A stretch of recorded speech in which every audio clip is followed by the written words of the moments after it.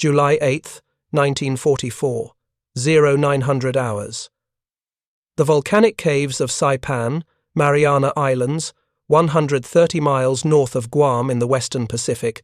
Private Takeshi Yamada pressed his back against the cold stone wall and listened to the voices outside. American voices, close. Too close. His fingers trembled as they gripped the Type 99 rifle that had fired its last cartridge 3 days earlier. The weapon was now just wood and metal, as useless as the honor it was supposed to defend. Around him in the darkness, 17 other soldiers waited for death. Some prayed to ancestors they would soon join. Some wept silently, the shame of tears, preferable to the shame of what they were about to do. One man, a corporal from Hokkaido, held a Type 97 hand grenade pressed against his chest, pin already loosened. He had decided. When the Americans came, he would take as many with him as possible. It was the only honorable choice remaining. CTA. If you're enjoying this deep dive into the story, hit the subscribe button and let us know in the comments from where in the world you are watching from today. They had been taught, with absolute certainty, what would happen if they surrendered. The lectures at training camp had been explicit, delivered by officers who spoke with the authority of men who knew the truth. The Americans would torture captured soldiers. They would cut off fingers, one joint at a time. They would gouge out eyes while the victim still lived. They would parade prisoners through city streets while civilians spat upon them and threw stones. They would commit atrocities so degrading that death in combat, or death by one's own hand, was infinitely preferable. Yamada had believed these things completely. Every Japanese soldier believed them. The belief was not optional. It was woven into the fabric of military training, reinforced by propaganda films, confirmed by officers who claimed to have witnessed American brutality firsthand. Surrender was not merely tactically inadvisable. It was spiritually impossible. It was the destruction of everything that made a man Japanese. The voices outside grew louder. Boot steps on volcanic rock, the metallic click of weapons being readied. This was the moment. Yamada's hand moved toward the bayonet at his belt. Better to die by his own blade than by enemy bullets. Better to choose the manner of death than to have it chosen for him. Better to preserve the last fragment of honor than to lose everything in capture. Then something extraordinary happened. The voice outside began speaking Japanese. Not the halting, broken Japanese of an American trying to interrogate prisoners. Proper Japanese. The grammar was correct. The pronunciation was clear. The accent was strange, colored by something foreign, but the words themselves were unmistakable. "You are completely surrounded," the voice said in Japanese. "If you come out now, you will be treated fairly. You will receive food. You will receive water. You will receive medical care for your wounds. No one will harm you. I give you my word." Inside the cave, Yamada and his companions exchanged glances in the dim light filtering through the cave mouth. This was a trick. It had to be a trick. Everyone knew what Americans did to prisoners. The propaganda leaflets that occasionally drifted down from American planes were lies designed to weaken Japanese resolve.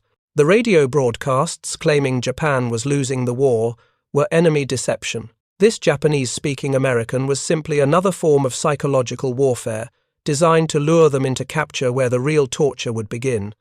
But something in that voice made Yamada hesitate, something genuine. Something that cut through months of indoctrination and touched a part of his mind that still remembered what the world was like before the war taught him to stop thinking and simply obey. The central question hung in the air like the sulfur smell from the volcanic caves. What happens when everything you have been taught to believe about the enemy collides with reality? To understand the terror that gripped those Japanese soldiers in that cave, you must first understand what they had been taught about surrender, about honor, and about the enemy they faced. By July of 1944, the Pacific War had reached a critical turning point. American forces were driving westward across the Central Pacific, island by island, moving inexorably toward the Japanese home islands. The Marianas Campaign was designed to capture bases from which B-29 Superfortress bombers could reach Tokyo itself.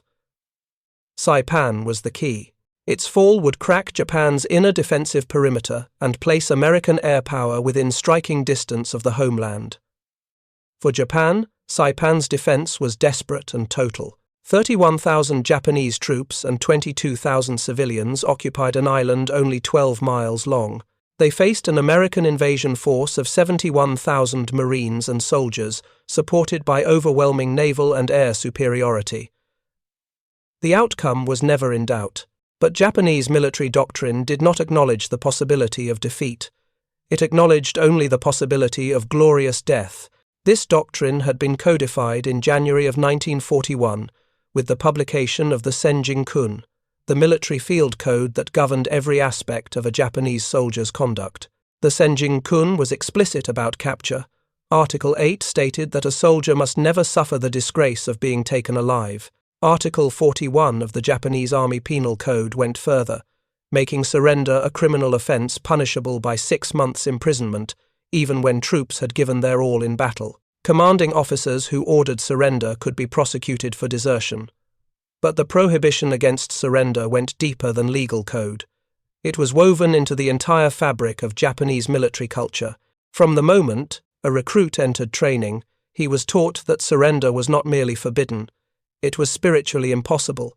A true Japanese soldier would die before allowing himself to be captured.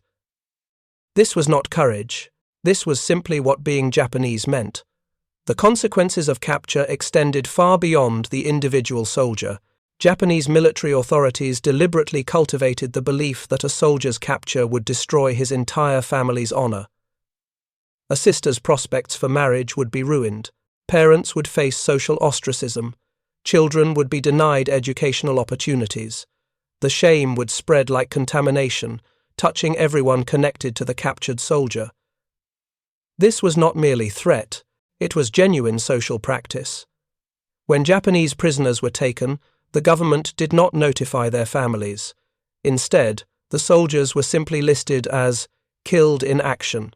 The government wished to maintain the fiction that no Japanese soldier had ever been captured alive. Families received news of glorious death in battle when, in reality, their sons and husbands sat in prisoner of war camps. This deception served a purpose. It reinforced the belief that surrender was equivalent to death anyway, so one might as well die fighting. Propaganda reinforced these beliefs with graphic detail. Training films showed American soldiers committing atrocities against prisoners. Instructors described torture methods in explicit terms. Soldiers were told that Americans viewed Japanese as subhuman, as vermin to be exterminated rather than warriors to be respected. The propaganda was not subtle. It was designed to ensure that Japanese soldiers would fight to the death rather than risk capture. The propaganda worked because it built upon existing cultural foundations. The concept of Yamato Damashi, the spirit of Japan, emphasized group loyalty over individual survival. The soldier existed not as an individual, but as part of a collective whole. To surrender was to betray that collective, to place personal survival above national honor. It was the ultimate act of selfishness in a culture that prized self-sacrifice above all virtues. Moreover, Japanese soldiers had witnessed their own military's treatment of enemy prisoners. They knew about the Bataan Death March. They knew about prison camps where captured Americans and Filipinos died at rates approaching 40%. They knew their military showed little mercy to captured enemies. It was logical, within their worldview, to assume the Americans would behave the same way. Fear reinforced indoctrination. A 1944 U.S. Office of War Information report concluded that fear of being killed after surrendering was one of the main factors that influenced Japanese troops to fight to the death. This fear, the report suggested, may have been more important than fear of disgrace or desire to die for the emperor. Japanese soldiers genuinely believed that attempting to surrender would result in immediate execution. This belief was not entirely unfounded. In the early years of the Pacific War, Allied combat troops often killed Japanese soldiers attempting to surrender. Racist attitudes, combined with genuine tactical concerns, Japanese soldiers sometimes feigned surrender to launch surprise attacks. This made Allied troops reluctant to accept surrender even when it was genuine. The practice of killing surrendering soldiers was widespread enough that it likely deterred many Japanese from attempting to give up. By July of 1944, when Private Yamada crouched in that cave on Saipan, all these factors had created a psychological fortress around the concept of surrender. Legal prohibition, social shame, family dishonor, propaganda about American atrocities, cultural emphasis on group loyalty, fear of torture, and knowledge that surrender attempts often ended in death, all combined to make capture seem worse than any alternative. Japanese soldiers on Saipan had witnessed the final mass suicide attack 3 days earlier. On July 7th, between 3,000 and 4,000 Japanese soldiers had launched the largest banzai charge of the Pacific War. Nearly all died. Those who remained retreated to the caves and cliffs, where many chose to jump to their deaths rather than face capture. This was the world Yamada inhabited, a world where death was preferable to the alternative, a world where military indoctrination, cultural values, propaganda, and genuine fear all pointed toward the same conclusion. Surrender meant torture and death. Better to die on Japanese terms than on American terms. What Yamada could not know, what no amount of indoctrination could have prepared him for, was that everything he believed about the enemy was wrong. The voice outside the cave belonged to Private Guy Gabaldon, and his story explained everything about why what was about to happen seemed impossible. Gabaldon was 18 years old, 5 feet 4 inches tall, and weighed barely 130 pounds. He was Mexican-American, born in Los Angeles, raised in the rough streets of East Los Angeles and Boyle Heights. He should not have been speaking Japanese. He should not have been alone in Japanese-held territory. He should not have been attempting to convince enemy soldiers to surrender without backup, without orders, without any reasonable chance of success. But Gabaldon had grown up with the Nakano family, Japanese Americans who had taken him in when his own family fell apart during the Depression. He had learned Japanese from Lyle and Lane Nakano, the 2 brothers who became his foster siblings. He had eaten Japanese food, celebrated Japanese holidays, absorbed Japanese culture in a way no military language school could replicate. When the war came and the Nakanos were sent to internment camps, Gabaldon joined the Marines. His Japanese language skills made him uniquely valuable. On Saipan, Gabaldon had begun operating independently, moving through enemy territory and convincing small groups of Japanese soldiers to surrender. His method was simple but revolutionary. He spoke to them in Japanese. He told them the truth. He promised them food, water, and medical care. And critically, he delivered on those promises. Word spread among the remaining Japanese forces that the Mexican-American Marine who spoke Japanese kept his word. By July 8th, Gabaldon had already convinced several hundred soldiers and civilians to surrender. But what he was attempting now was unprecedented. The survivors of the Banzai Charge, hardened combat veterans who had chosen to retreat to the caves rather than die in the final assault, represented the most dedicated, most indoctrinated soldiers remaining on Saipan. Convincing them to surrender seemed impossible. Inside the cave, Yamada listened as Gabaldon continued speaking.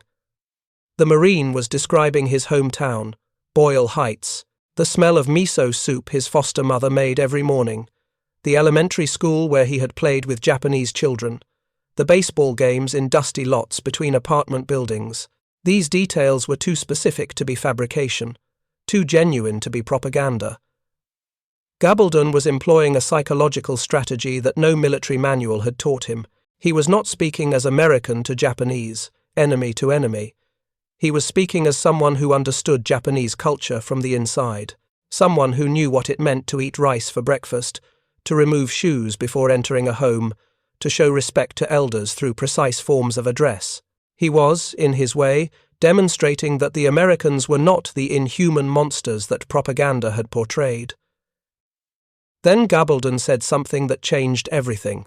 He mentioned the American ships visible from the cave entrance. He described their firepower in specific terms. He explained that the caves could be obliterated in minutes if the Americans chose that option.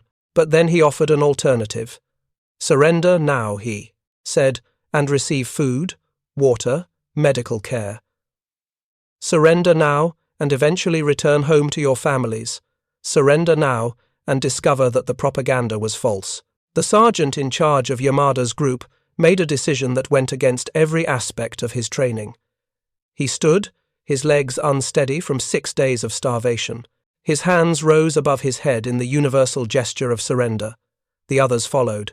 Yamada came last, still gripping his empty rifle, still certain he was walking toward torture and execution. They emerged from the cave into blinding tropical sunlight. American Marines stood in a semicircle, weapons ready but not aimed directly at the surrendering soldiers. This itself was remarkable. Yamada had expected to be shot immediately. Instead, the Americans simply watched, waiting to see if the surrender was genuine or if the Japanese soldiers would attempt a final suicide attack.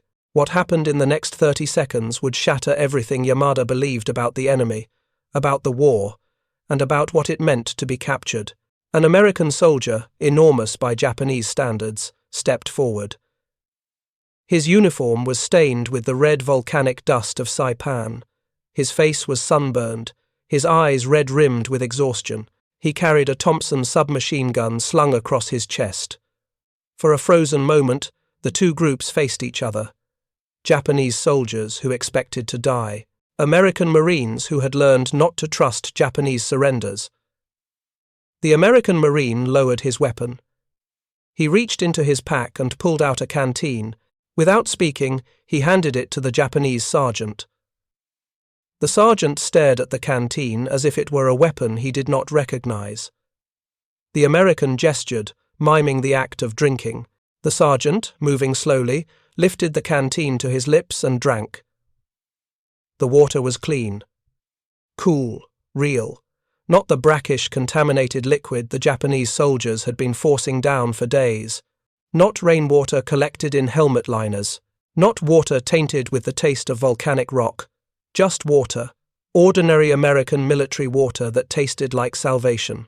Then the American reached into another pocket and produced something that seemed to violate the laws of physics. Cigarettes. A pack of American cigarettes.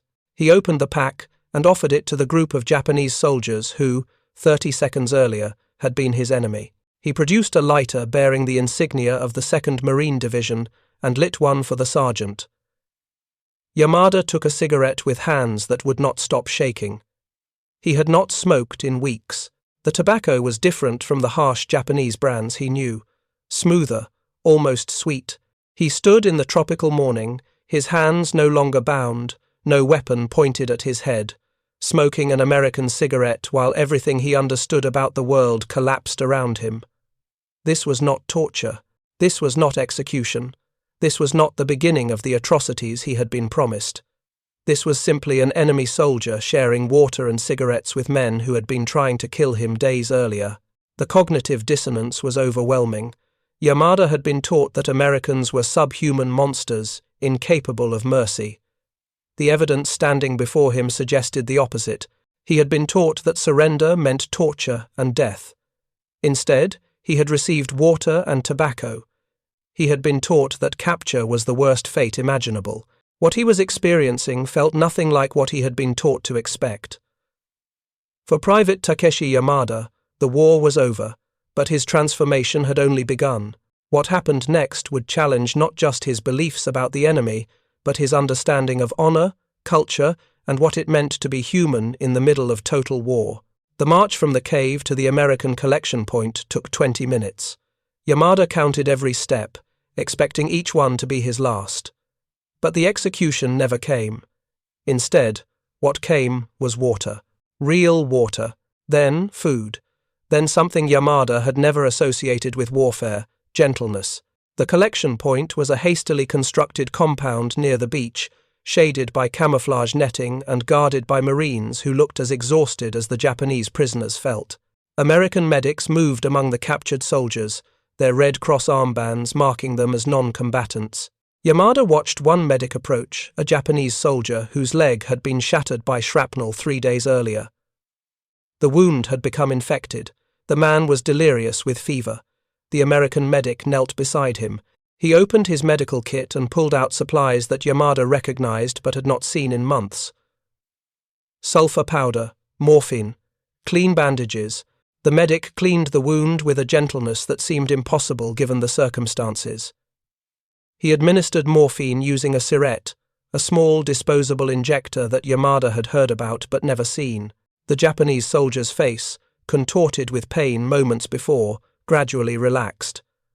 The American medic wrapped the leg in clean white bandages and made notes on a tag he attached to the soldier's uniform. This was not battlefield expedience. This was medical care, real medical care.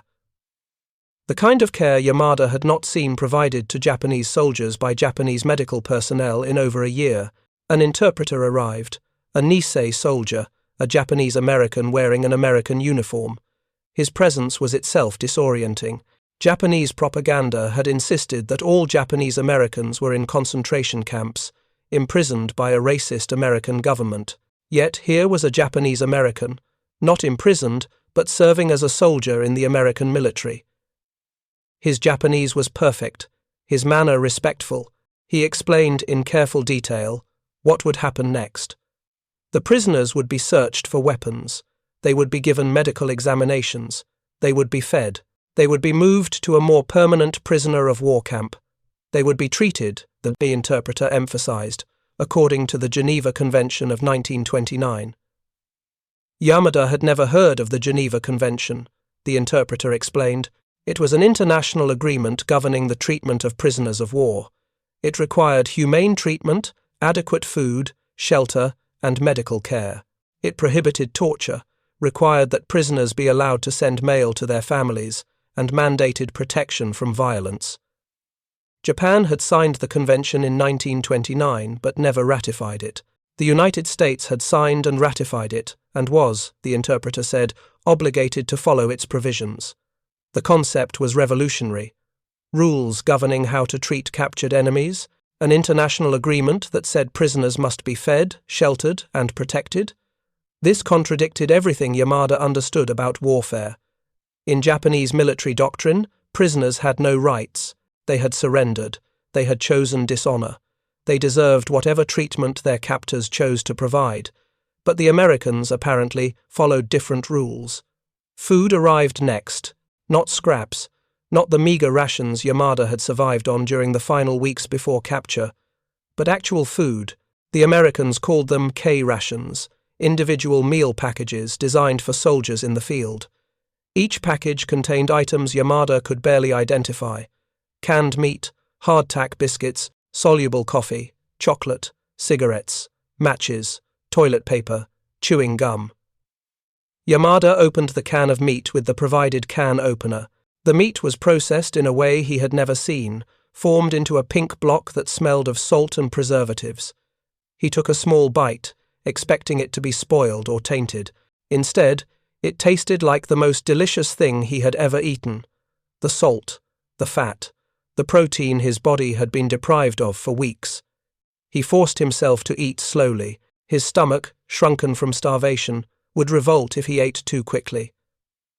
The chocolate was pure luxury, sweeter than anything available in Japan even before the war. Yamada had not tasted chocolate in 3 years. He let a small piece melt on his tongue, the sweetness almost painful after months of barely edible food. The coffee required hot water, which the Americans provided from large insulated containers. Yamada had never drunk American coffee. It was different from the tea he was accustomed to, bitter and strong, but when mixed with the provided sugar and powdered milk, it became something approaching wonderful. More importantly, it was hot, real hot food, not cold rice balls, not raw sweet potatoes stolen from abandoned farms, but hot coffee, provided by the enemy, to prisoners who had been trying to kill Americans 72 hours earlier. An American soldier approached with a cigarette pack. He offered one to Yamada, lit it with a Zippo lighter that clicked open with a satisfying metallic sound. The cigarette was another American brand Yamada did not recognize. The tobacco was mild, almost sweet compared to the harsh Japanese military cigarettes.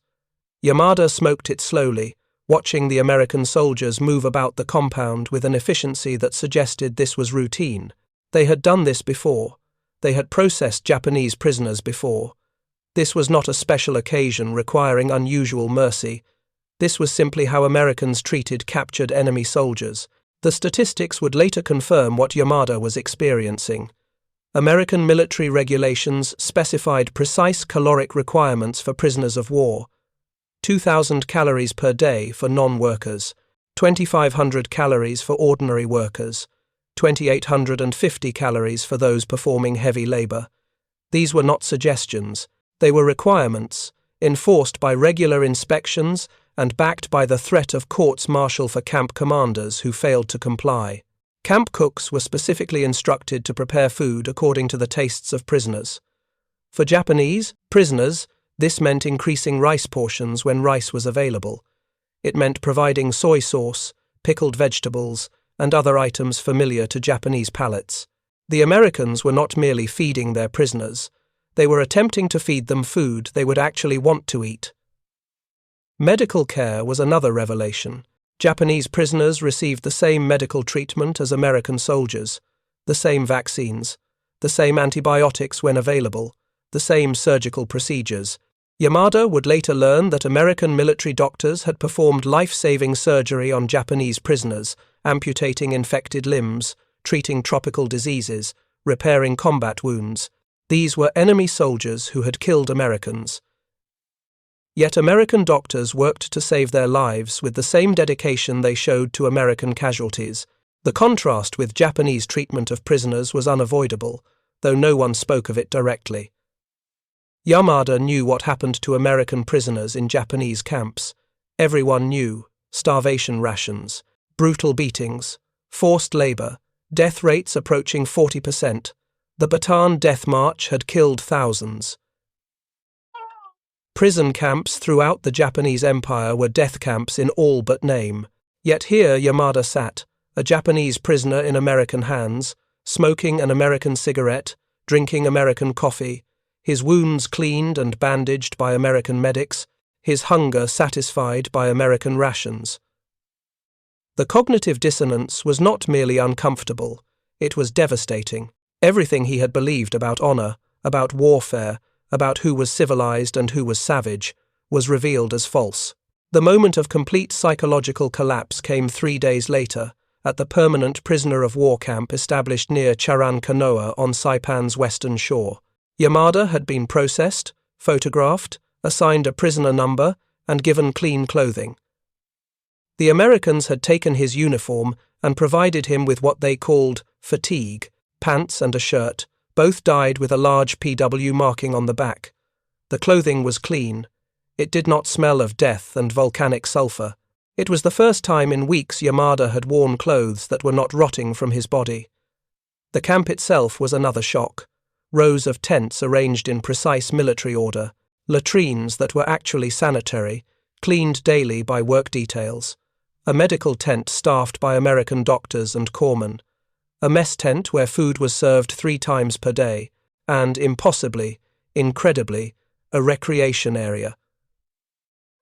The recreation area was what finally shattered the last remnants of Yamada's indoctrination. It contained baseball equipment, a volleyball net, a radio that played Japanese music, books in Japanese, writing materials for letters home, materials for traditional crafts.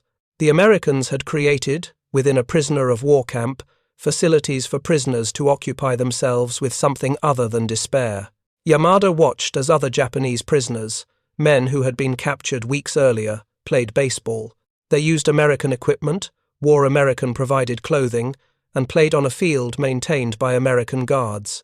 Some of the Americans watched and occasionally cheered for good plays, regardless of which team made them. This was not the behavior of captors toward despised prisoners.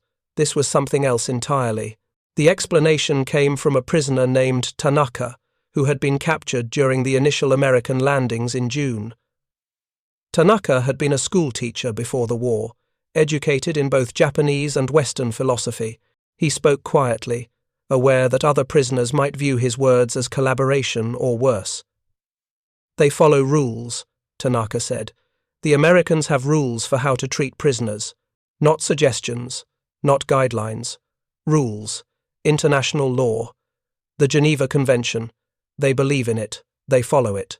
Even when we did not." CTA.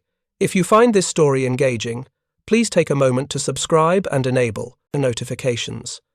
It helps us continue producing in-depth content like this. Tanaka explained what he had learned over his weeks in captivity. American military doctrine required humane treatment of prisoners. Camp commanders who violated these requirements faced courts-martial. Guards who abused prisoners faced punishment. The system was not perfect. Individual guards sometimes showed cruelty. Resources were sometimes inadequate, but the intention was clear and the implementation was real. More importantly, Tanaka had seen what happened when prisoners became ill or injured. American military doctors treated them, not with the minimal care required to keep them alive for labor, but with genuine medical attention, surgery when necessary, antibiotics when available, pain medication, dental care. One prisoner had received a root canal from an American dentist. Another had undergone surgery to repair a combat wound that Japanese military doctors would have simply let fester. They value life differently than we were taught, Tanaka said. Even enemy life, even the lives of men who were trying to kill them. They have enough resources that they can afford to keep prisoners fed and healthy. And they believe, genuinely believe, that this is the right thing to do. The evidence was everywhere. In the permanent camp, Japanese prisoners could visit a camp store where they could purchase items using scrip earned from voluntary work details. The store sold cigarettes, candy, writing paper, toiletries. Prisoners could buy luxuries that American civilians under wartime rationing could not obtain. The irony was sharp. Enemy prisoners of war had better access to consumer goods than American citizens. The Americans even accommodated religious practices. They allowed Buddhist services. They provided materials for prisoners to construct small shrines. They permitted the observation of traditional Japanese holidays. A Shinto priest who had been captured was allowed to conduct ceremonies. The Americans, despite their own primarily Christian religious background, respected Japanese spiritual practices. Educational programs were another impossibility made real. The Americans provided English language classes for prisoners who wanted to learn. They allowed prisoners to teach each other Japanese crafts, martial arts, calligraphy. They permitted the formation of cultural groups.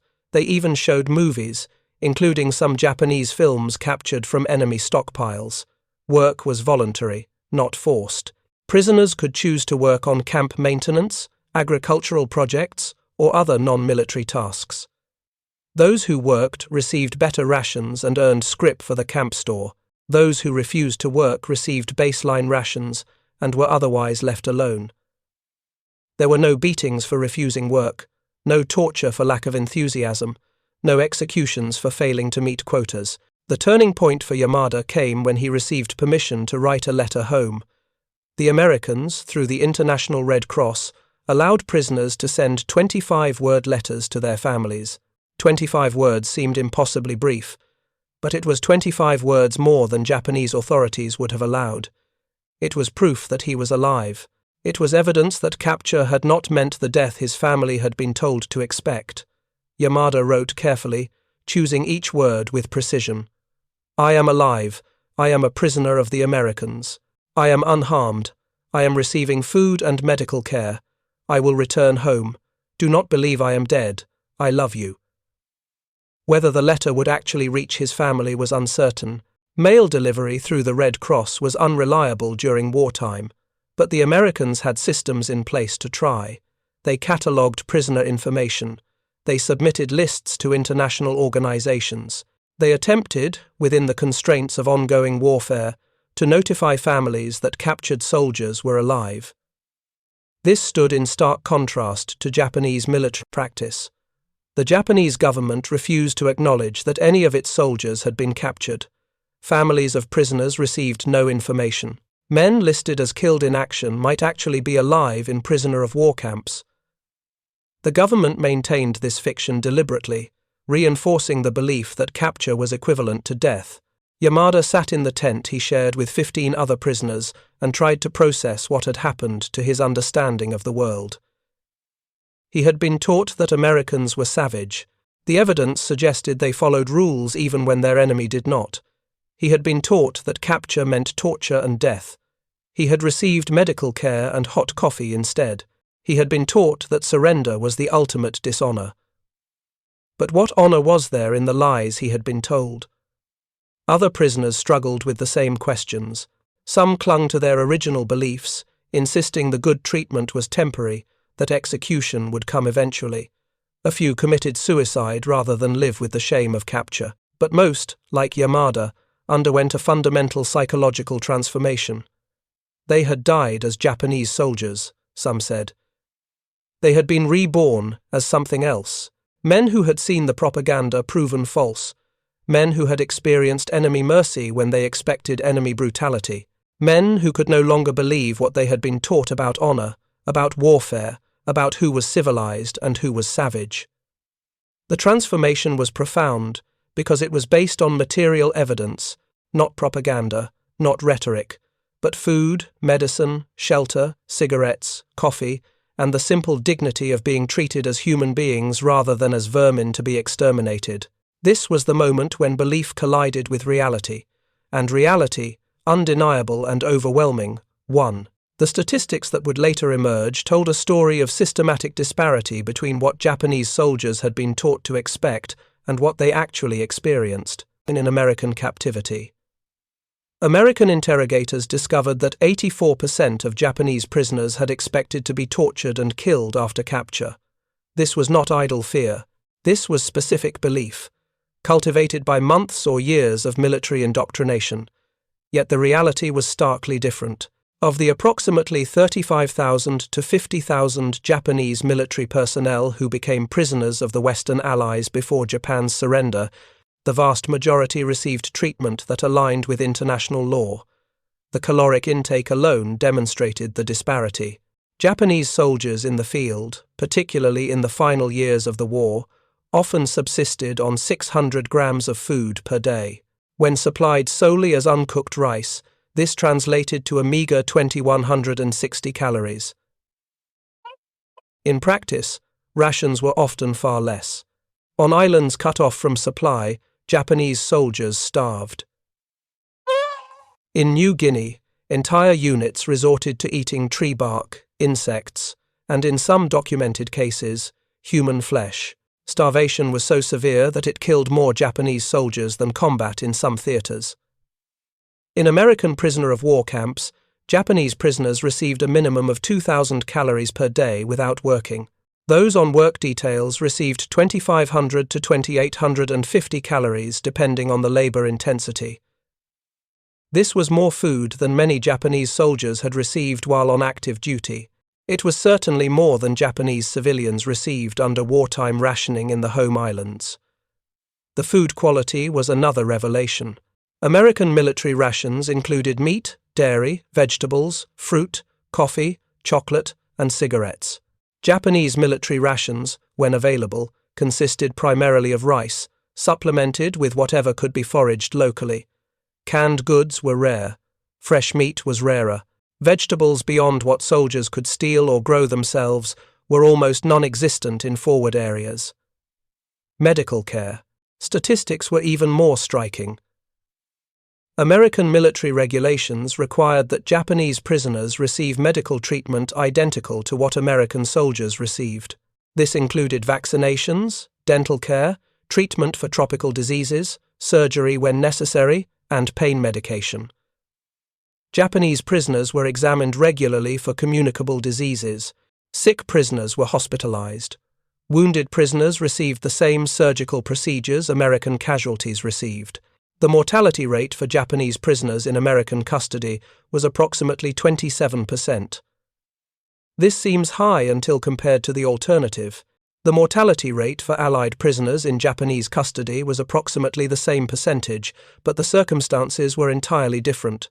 Allied prisoners died from starvation, disease, torture, and execution. Japanese prisoners in American custody died primarily from wounds sustained before capture, diseases contracted before capture, or in the chaotic final months of the war when resources became scarce for everyone. More tellingly, the mortality rate for Japanese prisoners held by the Soviet Union was over 50%. More than half of the 600,000 Japanese soldiers captured by Soviet forces in Manchuria in August of 1945 died in captivity. Many were worked to death in labor camps in Siberia. Many froze to death in inadequate shelter.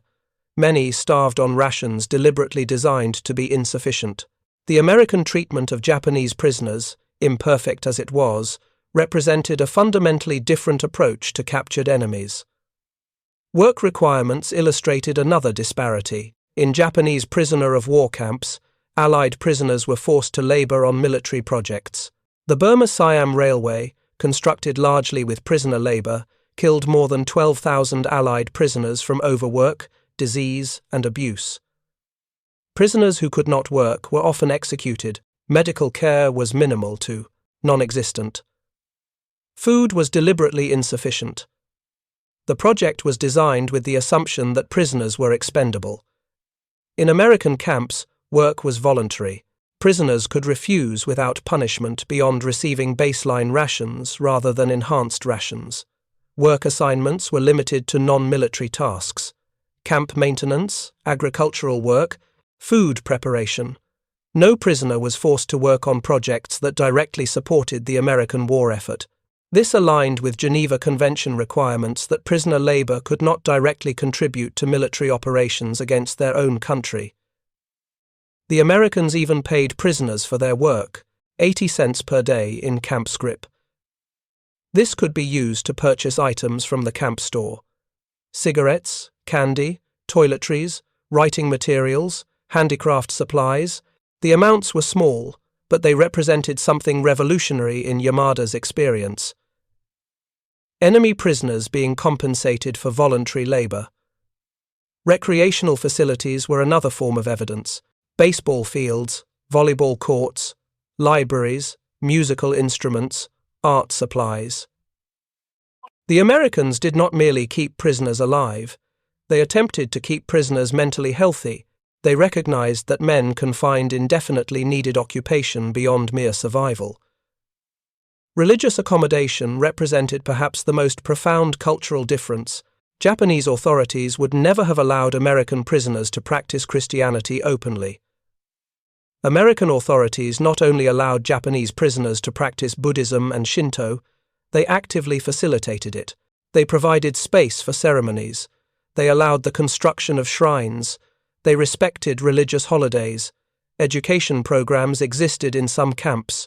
English language instruction for those who wanted to learn. Cultural exchange programs.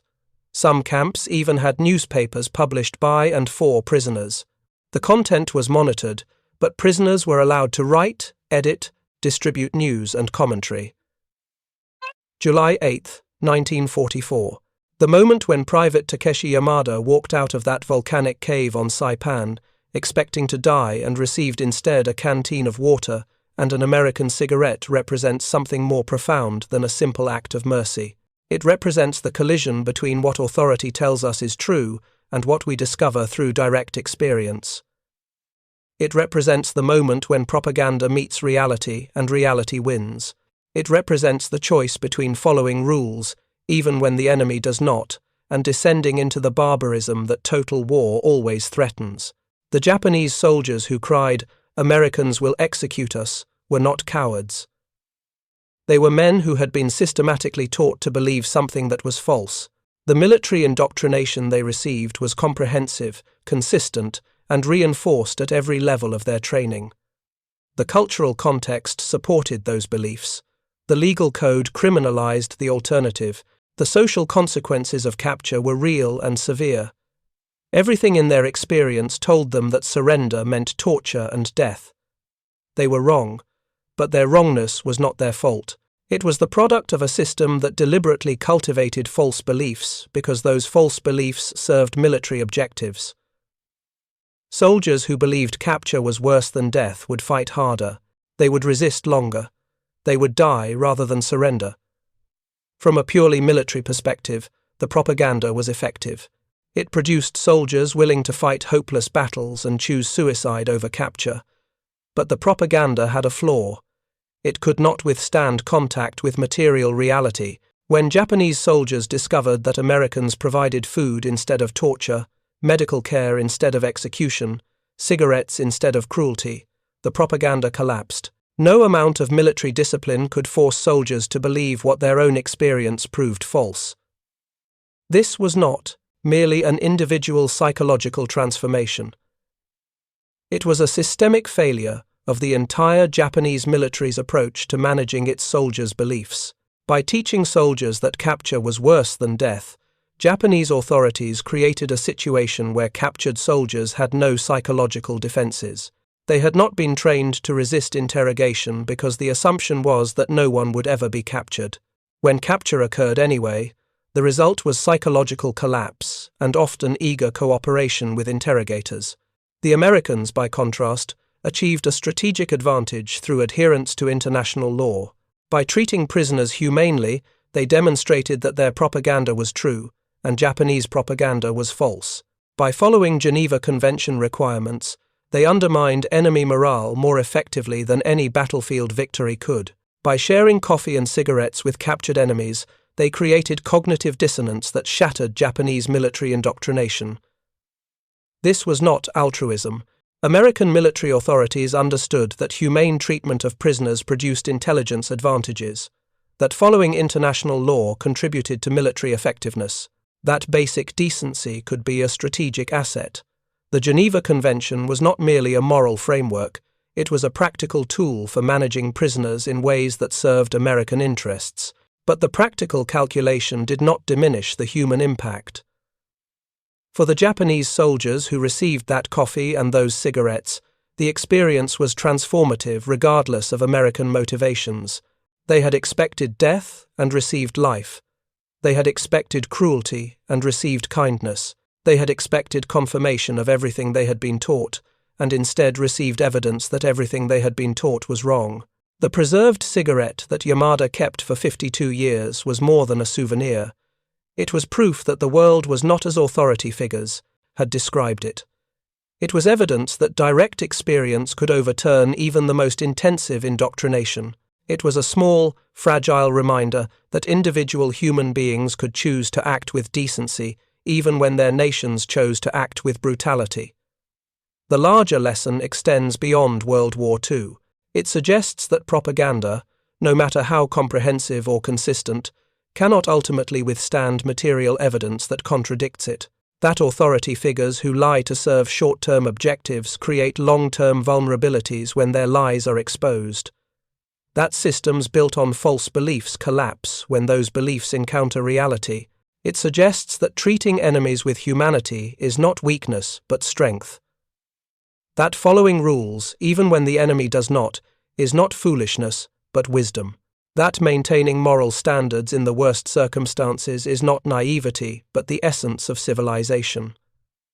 The Japanese soldiers who emerged from the caves of Saipan in the summer of 1944 faced a choice. They could cling to beliefs that had been proven false, or they could accept new understanding based on evidence. Most chose evidence.